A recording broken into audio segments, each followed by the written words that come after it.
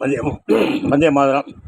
இது கோப்பண்ணா அப்படிங்கிற ஒரு எழுதினத ஒரு புத்தகம். எதை மறப்பது எதை மன்னிப்பது அப்படின்னு சொல்லி அந்த பிளாஸ்ட் சைடில் வெடிகுண்டு விபத்தில் செத்தார்ல, மனித வெடிகுண்டு விபத்தில் ராஜீவ், அந்த படத்தை போட்டு மூவ் பண்ண ஆராய்ச்சி பண்ணுறதை போட்டுருக்கிறாரு.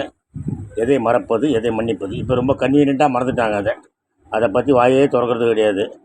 அந்த ரிலீஸ் பண்ணும்போது மாத்திரம் ஏன் ரிலீஸ் பண்ணீங்க குச்சானங்களே தவிர, அதுக்கப்புறம் ஆனால் என்னால் மறக்க முடியவில்லை அதனால தான் ஸ்ரீபெரும்புதூரில் போய் ஒன்றும் திருப்பி புலம்பி பிரயோஜனம் கிடையாது. ஸ்ரீபெரும்புதூரில் போய் வயசு 72 ஆகிப்போச்சு. எனக்கு 72 வயது ஆகிவிட்டது. அதனால் இந்த தேர்தலில், பாராளுமன்ற தேர்தலில் அங்கே போய் நிற்போம். வசதி வாய்ப்பு இல்லைன்னாலும் அங்கே போய் நிற்போம்னு சொல்லி நிற்கிறேன். இப்படி இருந்தால் நான் காவல்துறையில் ஆய்வாளர் இருந்தவன்.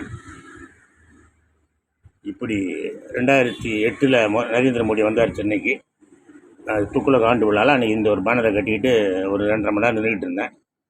ஒரு பயம் என்னை கண்டுக்கல. நிறைய பேர் ஃபோட்டோ எடுத்தாங்க, எல்லாம் பண்ணாங்க. ஆனால் இது செய்தி வரல, இந்த செய்தியெல்லாம் வரலை.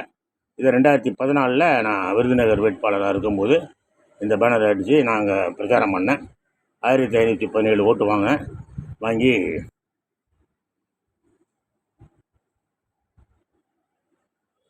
கவலைப்படாத பிரபாகரா, தமிழ்நாட்டில் வச்சு ராஜீவ்காந்தி சோழியை முடித்த உடனே தமிழர்களை இந்தியா பூரா தாக்குவாங்க, நான் அப்படியே தனி தமிழ்நாட்டை அத்துக்கிட்டு வந்துடுறேன், நம்ம 2 பேரும் அகண்ட தமிழகம் அமைச்சிருவோம் அப்படின்னு சொல்லி காமெடி பண்ண ஜோக்கர் வைகபாலசாமியும் பல இவர் ஜோக்கர் தான், கோமாளி தான். இவர் என்ன பண்ண போகிறாரு?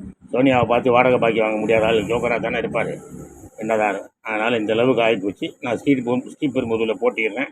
இதை பார்க்கும் நண்பர்கள், அவர்களுக்கு ஸ்ரீபெரும்புதூர் தொகுதியில் இருக்கிற பாராளுமன்ற தொகுதியில் இருக்கிறவங்களுக்கெல்லாம் இதை ஃபார்வேர்ட் பண்ணுங்கள். விடாமல் என்னுடைய போராட்டம் இன்னும் தொடர்ந்துக்கிட்டு இருக்கு.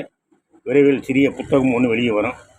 தயவுசெய்து நண்பர்கள் ஸ்ரீபெரும்புதூருக்கு அனுப்பி வைக்கவும். நன்றி. ஜெய்ஹிந்த்.